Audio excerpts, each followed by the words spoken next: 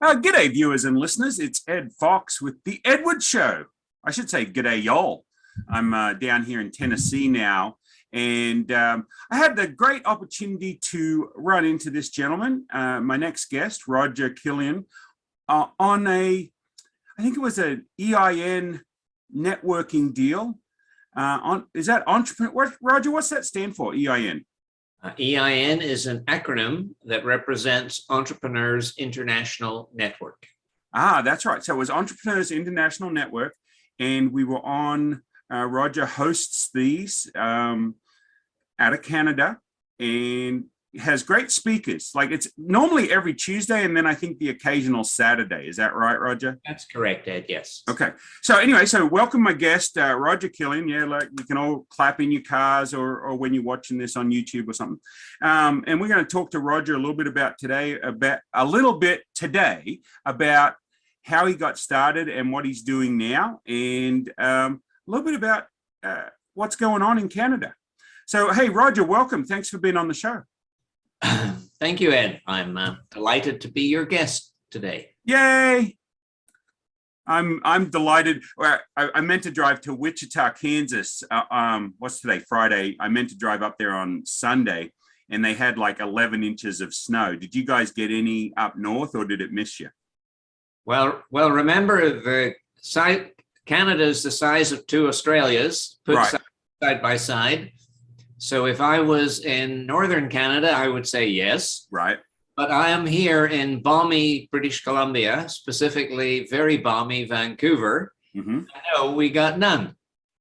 There you go. I hear that Vancouver, I know not a lot of Canadians play cricket, but I hear Vancouver has the nicest cricket field in Canada. It used to be called the nicest cricket field in the Commonwealth. Right. It's in Stanley Park, and it really is a gorgeous spot that is still used by the Vancouver Cricket Club. Right. But is also used as a picnic area by Vancouverites. It's hopefully not at the same time. Generally not. Okay, good. That's the safer way to go. So, Roger, tell us a little bit about your background, and then let's go into a little bit about what you're doing now. My background is in a Coles Notes version. I was born in a small town in Northern Ireland called Newtownards, 10 miles from Belfast. In 1951, when you do the math, I've just had my 71st birthday. Congratulations. My dad was a career civil servant. Mom was a stay-at-home mom, as they did back in the day. Right. Then I went to university in Dublin, and from Dublin did the traditional migration route to the UK, to the United Kingdom, where I worked for Ford Motor Company for a few years, and then emigrated to Canada, one of my better decisions, and specifically to where I am now and have been ever since, which is in Vancouver in British Columbia. And that's when I discovered entrepreneurship. I spent a few years working for Ford Motor Company in the UK, and then Xerox Canada in Canada. And in 1979, was just really sick of the corporate thing. And so started my own business, which transpired to be the first of 13. My 30-something year career as a serial entrepreneur is ongoing. I am still running a small business called Get Inspired Talks, Inc. And I also have a passion project, which is Entrepreneurs International Network. Back to you, Ed. Hey, no worries. Yeah, so, and that's the thing that intrigues me for those people that listen to my different podcasts and different shows and know me a little bit is I left school at 15, started my first business. Mom and dad helped me with that. And we grew it to $100,000 in revenue in 1983, $500,000 in revenue by 1986. And so I'm the same way, right? as a 15-year-old kid, I had the audacity to think I could run a business, and you make a lot of mistakes along the way. People say, "Oh, so you're not an advocate of formal education?" No, I'm an sorry, I lost the word. I'm an advocate. Right. Thank you very much. I'm an advocate that we're all going to get educated one way or the other, and there's no such thing as a free education. We're going to pay for our education one way or the other. I chose to go one route. My wife chose to go another route, and my kids are sort of split evenly between the two. And so I always find it interesting for those people that get into serial entrepreneurship or small business ownership, what attracted them to that. Can you expand a little bit on what attracted you to small business ownership after spending so long in the corporate world? A simple word: freedom. Right. Yep. I'm with you. I'm the worst employee. I've had 2 jobs where I've worked for somebody else. One for 4 years when I first got to the US, worked for Sears in their TV department. It was on commission. So it was pretty good because the more you worked and the more you sold, the more you made. So that is almost a free enterprise situation within a corporation. But that's about it. I worked 4 years doing that, and then 1 year doing cell phones, and then said, I'm done. And I haven't worked for another person since. So you're exactly right. The freedom that comes with that, and being able to solve problems for customers, right? Being able to get them the products and services they need that solves a problem. Salesmen get a bad rap, but small business owners, we all sell, right? We're solving problems. That's what we do. Well, the big difference between an entrepreneur solving a problem and a corporation solving a problem is that the corporation pre-decides what the solution is, whereas the entrepreneur controls their own decision. Is the right thing for you to do to take my course, or are your interests best served to take Edward's course? We entrepreneurs, we get to make those choices, and I hope we all make them in the best interests of our clients and customers. Yeah, and that's a great point. And I find that who was it? Was it Zig or Cavett Roberts that said, you help enough other people get what they want, and you can have everything in life that you want. And there's always an asterisk after that, because depending on what you want, right? Is it legal, ethical, and moral? I mean, but in general, I tend to find that people are about as good as you expect them to be. And so my expectations are that everybody I talk to is going to be a high quality person.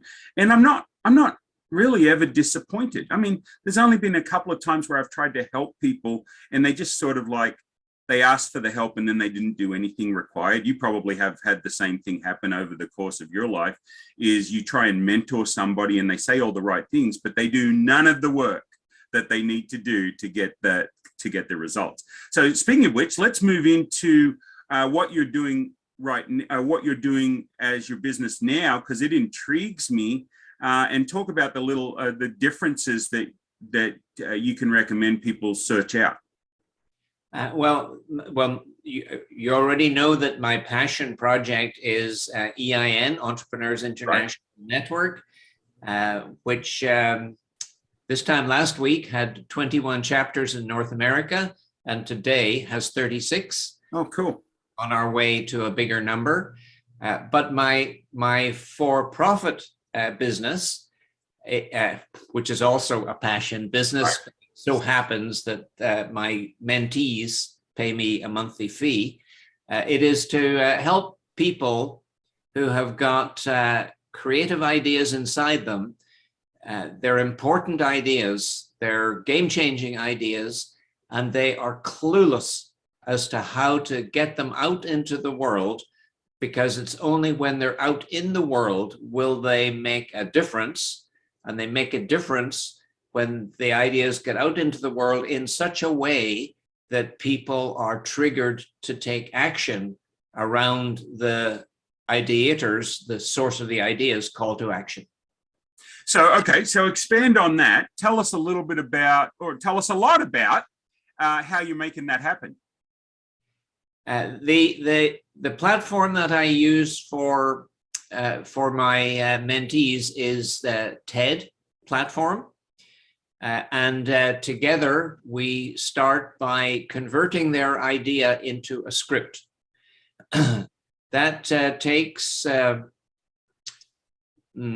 roughly 4 hours a week for 12 weeks in order to arrive at a really, really good script. Their idea now is very clear to anyone who hears it. It's got, the scripts are all follow a particular format loosely. I can't have my mentees all sound the same. Right. But it's really what's the pain? What's the problem?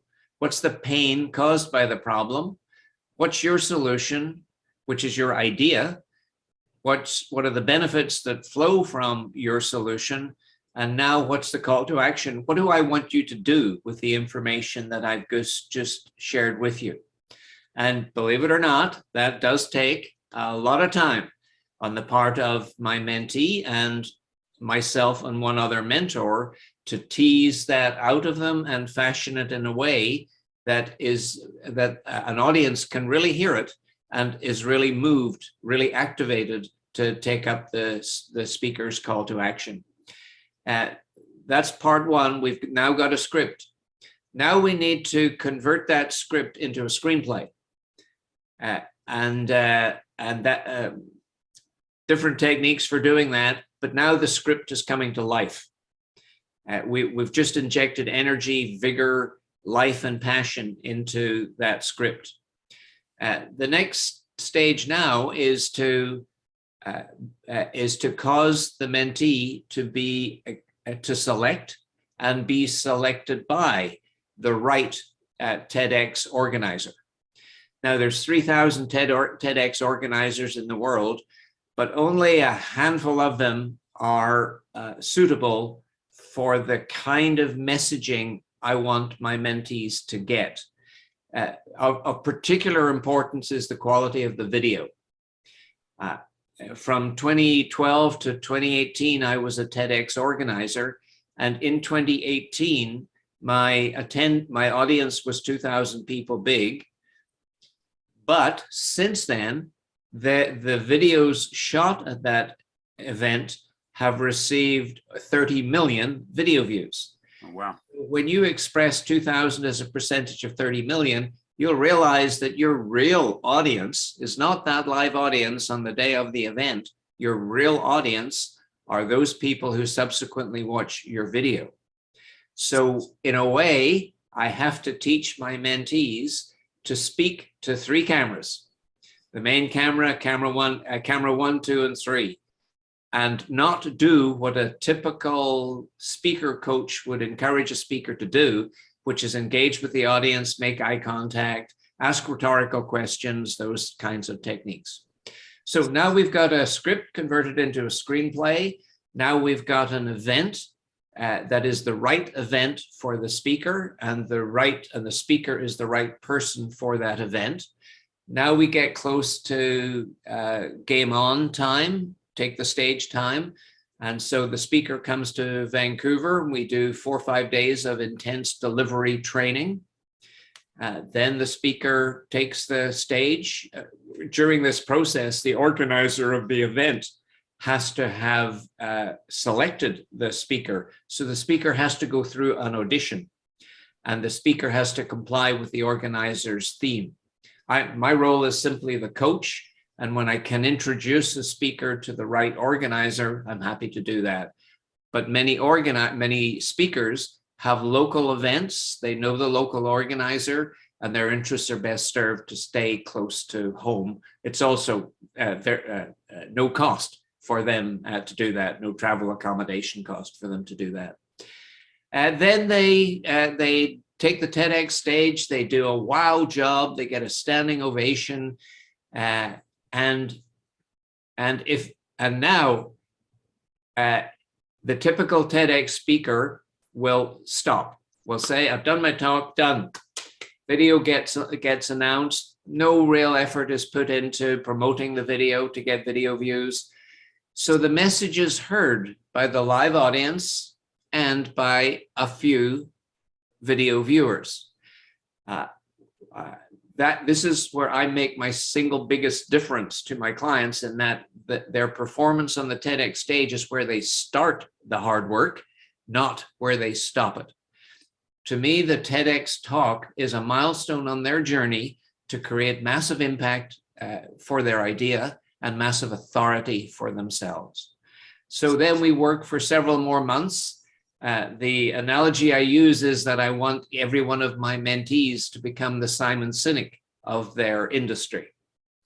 And for those that aren't familiar with who Simon Sinek is, could you tell us a little bit about that? Simon spoke in 2009 on TEDx, a small TEDx event in the state of Washington.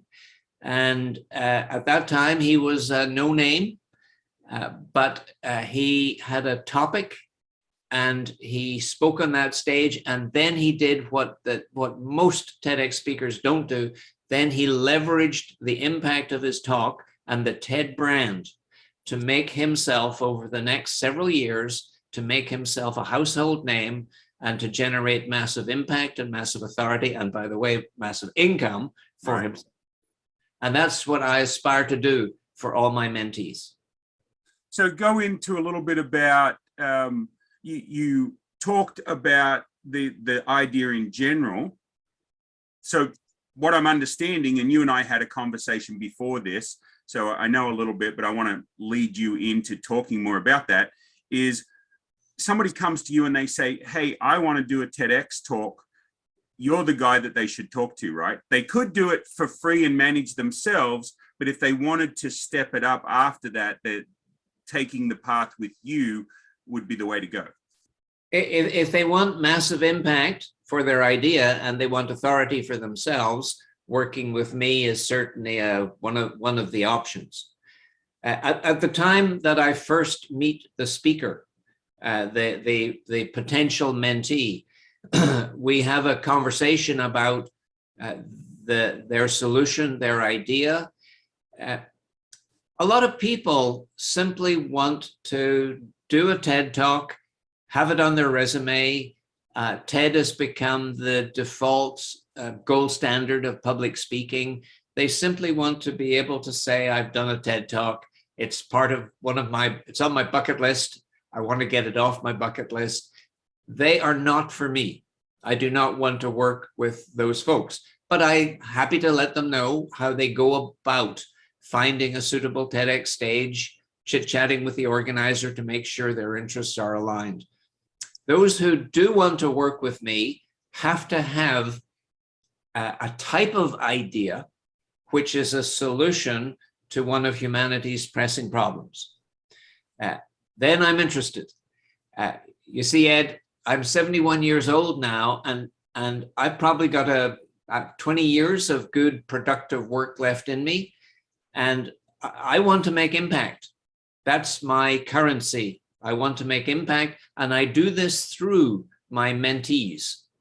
If I can support them make impact, and there's 15 of them in any one year, then I have just made impact times 15. So the speaker has got what the speaker wants, and I have got what I want. But it all starts by making sure we are a good fit, and that starts from the get-go of our relationship. Sorry, when you said get-go, I thought of some insurance little lizard. So that's the way my mind works, Roger, is these dad jokes just sort of like flow in. But staying serious, I'm going to stay serious with this show. Normally I do a lot of jokes and stuff, but we're not going to do that because I find this idea so intriguing, right? Because I can't say we've all watched TED Talks and TEDx Talks, but I certainly do. I certainly watch a lot of TED Talks and a lot of TEDx Talks because the ideas, these are brilliant people with great ideas that impact the world, whether it be business or personal or whatever, but they have impact. And that's what I think you're talking about, is helping people have impact through your sort of program. So how does a person engage with you? What should they do to maybe have a conversation with you to see whether you and them would be a good fit? Well, first of all, I'm going to challenge your assumption. All TEDx speakers are not geniuses. They come off as sounding brilliant because they probably have somebody like you coach them. That's what I was getting at. Well, because they're supported by an incredibly powerful brand called TED.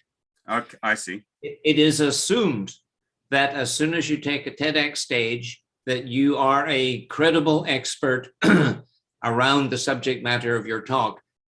But it is human beings, it is organizers who make that decision to put you in their speaker roster or not. And a beginner organizer, and there are many, many beginner organizers, really doesn't know what they don't know. They know they need to fill a roster of speakers. It's a brand new event, 100 ticket sales maximum, no sponsorship. So they sometimes don't make the best of decisions and choose what I call armchair philosophers, people who have an idea, a point of view, but they really have no deep expertise to espouse that idea. They just make noise. They're talking heads on that stage. On the opposite extreme, there are some really highly credentialed people who are super well qualified to talk on their subject matter. It is those people that I want to forge a relationship with. If any of your viewers simply want to have a 30-minute discovery call, a chit chat, I'm not going to ambush them and hard sell them on working with me, but I would certainly like to have a chit chat to see if we are a fit. And if we are not a fit, I will tell them what they need to do in order to move their interest in being a TEDx speaker along to its logical conclusion.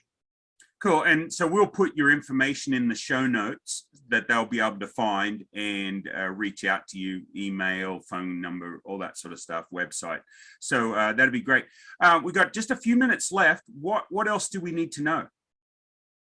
What do you need to know about TEDx? I think that doing a TEDx talk is the unsung hero in the marketing toolbox. Sorry to mix the metaphor. It's such a, you see, every one of us start a business because we have an idea. That idea might be a product, it might be a technology, it might be a program. But many, many entrepreneurs do not see what they have just created as an expression of their idea. It could be that their idea is eminently suitable for a description, for a dissemination to the world from a TEDx stage. Now, the speaker can use the TEDx stage. They have to meet certain requirements for free. So this is an incredible free opportunity available to all entrepreneurs. They just need to know what they need to do in order to qualify for TED to lend him or her its brand. So I want my concluding message, if you will, Ed, is I want entrepreneurs to start seeing a TEDx talk as an incredibly powerful marketing opportunity. That's my takeaway message. Fair enough. And I tell you what, it was when you and I spoke, I'm like, hey, can you please come on my show and explain this to my viewers? So I'm so glad you did that. I want to take the next couple of minutes. To me, you blew me away, and I riveted to your message. I made a couple of notes that I want to expand upon with you down the road, but also tell people about how they could join in on the EIN group, the Entrepreneurs International Network. That's correct. Okay. So talk a little bit about that, because I found value in what you're doing with that. Like you said, you've just expanded to a bunch more cities in the US. But I have viewers in Australia and in the UK and stuff. Can those people plug into that as well? Yep. Everything about EIN is completely free. It exists to support small business owners, entrepreneurs, wannabe entrepreneurs, people interested in entrepreneurship. And every week, and sometimes twice a week, we produce we invite a content expert to give a 1-hour workshop on a particular topic that is relevant to the needs of entrepreneurs. EIN now has 30-something chapters. They're all in North America. And each chapter has its own membership, but they all come together online on a Tuesday evening to listen to this 1-hour workshop, which is followed by a little bit of networking, entrepreneurs self-introducing, and so on. But the subject matter is quite niched down, and the speaker is well qualified to speak on the subject, so the attendees know they're getting high quality content that they can apply pretty much instantly. I have found, and I've been to about half a dozen of them, and I have come out of every single one of them with valuable knowledge that's helped me in my business. And that's without spending any money on anything that they offered. I have had a few conversations that we've taken further, and we might be working with some of them and paying for that, but there is great value there. And so I'm so impressed about what's going on. So let's say somebody in Australia would like to attend that. How do they get on the email list? Because this is done through the Meetup platform. Is that true? Yeah. Step 1 is they have to join Meetup. Step 2, once they're a member of Meetup, then they search probably under business, small business, entrepreneurship category. They search for let's assume we want them to search for one chapter by name, and it's called Vancouver Business Network. Okay. Vancouver Business Network.